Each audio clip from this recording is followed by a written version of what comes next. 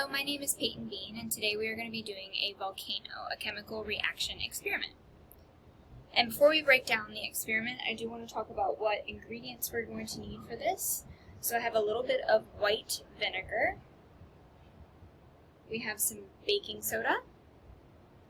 We have a cleaned water bottle.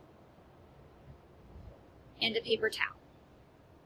So today I'm going to be performing a chemical reaction experiment using various items to create a volcano.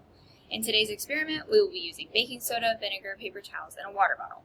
What we'll be observing is the reaction of a strong base, which is baking soda, and a strong acid, which is vinegar. And I will further break down this reaction and why it occurs and what happens in the next few slides. So what happens when a base and an acid come together?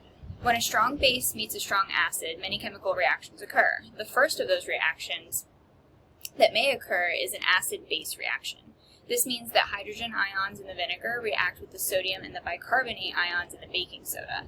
The result of this initial reaction is two new chemicals, carbonic acid and sodium acetate. The second reaction is a decomposition reaction. The carbonic acid is formed as a result of the first reaction, and it immediately begins to decompose into water and carbon dioxide gas. So what are the properties of reactants and products? Now we're going to discuss the properties of each reactant and product. As we discussed in the last slide, there are chemical properties of both vinegar and baking soda. The reaction of sodium bicarbonate, or baking soda, and acetic acid, vinegar, produces carbon dioxide gas, water, and sodium acetate, which is soluble in water. The carbon dioxide gas can originally be seen in the bubbles of the solution, but will quickly be released from the solution.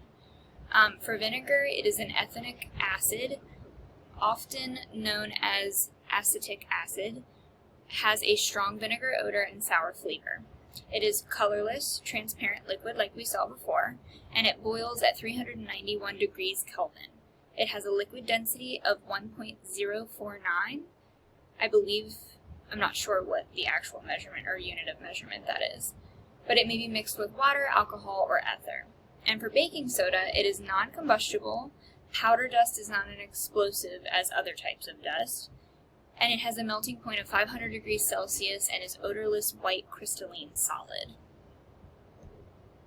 So before we do the experiment, which is in the next slide, we want to talk about the balanced chemical equation for this reaction. Below, we're going to discuss that balanced chemical reaction. This equation is balanced, so you have NaHCO3 plus Hc2H3O2, and then you have NaC2H3O2 plus CO2 and H2O.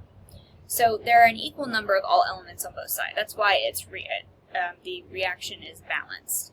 So Na has 1, H has 5, C has 3, O has 5. And on each side, you want to make sure that each of them are equal.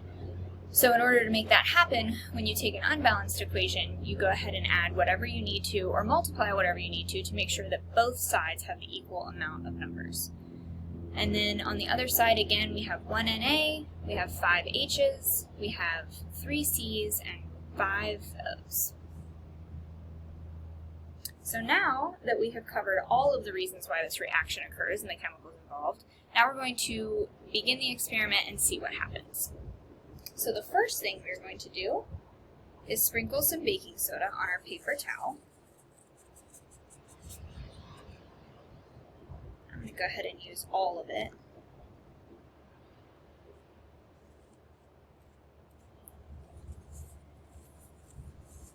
Okay. And then we're going to take our water bottle. We're just going to stuff this inside as best we can. I'm going to go ahead and let it drop in there.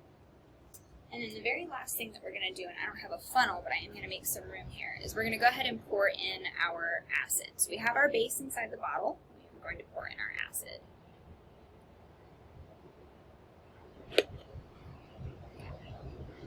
So we can see that the chemical reaction is happening at the bottom.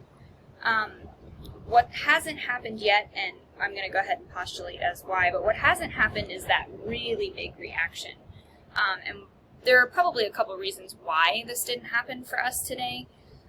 One, I may have not had the ratios correct. We weren't really given ratios, so we kind of just went off of what we had.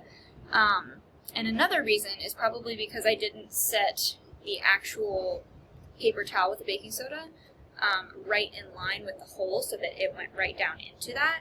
But there was a reaction at the bottom, so that's giving me a conclusion that we did get the actual chemical reaction that was happening, we just didn't get the full effect of it. It could have a lot to do with the fact that this water bottle is the size that it is. There's a lot of different reasonings. I could just not have enough vinegar, maybe there's too much baking soda, not enough vinegar. So the ratios may be a huge part of that.